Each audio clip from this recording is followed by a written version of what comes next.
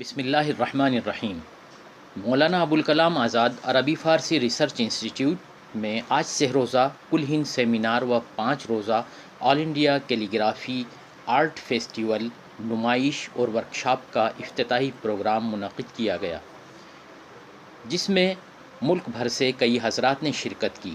اس موقع پر تقریب ایوارڈ میں عربی، فارسی، اردو اور فن تاریخ سے متعلق حضرات کو اعزاز سے نوازا گیا۔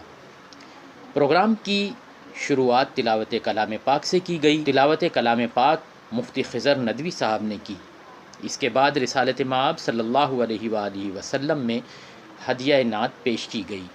اس موقع پر ادارے کے ڈائریکٹر ڈاکٹر سید صادق علی نے اپنی تقریر میں یہاں موجود عربی فارسی سے متعلق ذخیرے کی بات کرتے ہوئے تفصیلات بیان کی کہ یہاں پر 9218 تو مخطوطات موجود ہیں، 43269 مطبوعات موجود ہیں، 27381 رسائل و جرائد، 676 فرامین موجود ہیں جن پر مغل بادشاہوں کے اور جو دوسرے رئیسوں کے باقاعدہ مہور ثبت کی گئی ہیں۔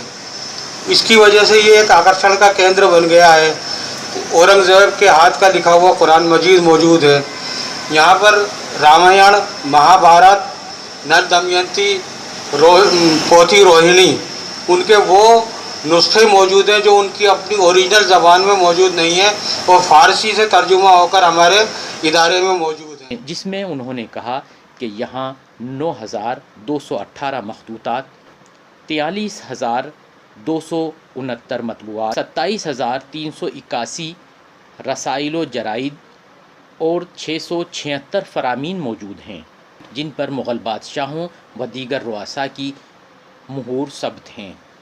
اس کے علاوہ اورنگزیب رحمۃ اللہ علیہ کے ہاتھ کا قرآن کریم بھی موجود ہے۔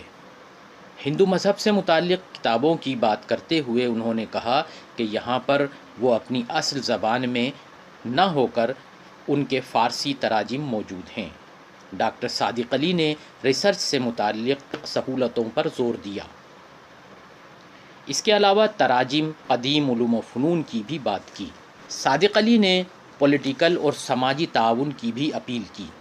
ان کا یہ بھی کہنا تھا کہ یہ ادارہ ٹونک کا ہونے کے باوجود راجستھان کیا ہندوستان کی ناک ہے۔ یہ ادارہ ٹونک کا ادارہ ہونے کے باوجود راجستھان کی، ہندوستان کی ناک اس موقع پر عربی، فارسی، اردو و تاریخ سے متعلق جن حضرات کو اعزاز سے نوازا گیا، ان میں عربی سے متعلق مفتی عاصم اختر ندوی صاحب کو اعزاز دیا گیا۔ فارسی سے متعلق اعزاز سے ڈاکٹر شعیب احمد صاحب کو نوازا گیا۔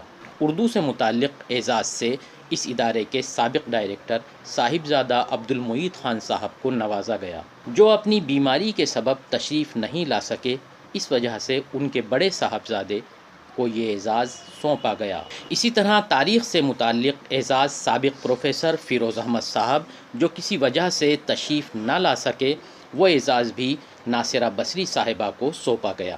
اسی طرح ایران کے مشہور خطاط مسعود ربانی صاحب کو بھی نوازا گیا۔ پروگرام کے مہمانان کو بھی اعزاز سے نوازا گیا، جن میں سینئر کانگریسی لیڈر عالی جناب سلیم الدین خان صاحب، سابق کیپٹن شمشیر خان صاحب، عبدالخالق خان صاحب وغیرہ موجود تھے۔ سہ روزہ سیمینار، جس کا موضوع مختلف زبانوں میں پیغام انسانیت تھا، اس کا پہلا اجلاس بھی پورا ہوا، جس میں کئی مقالہ نگار حضرات نے اپنے مقالات پیش کیے۔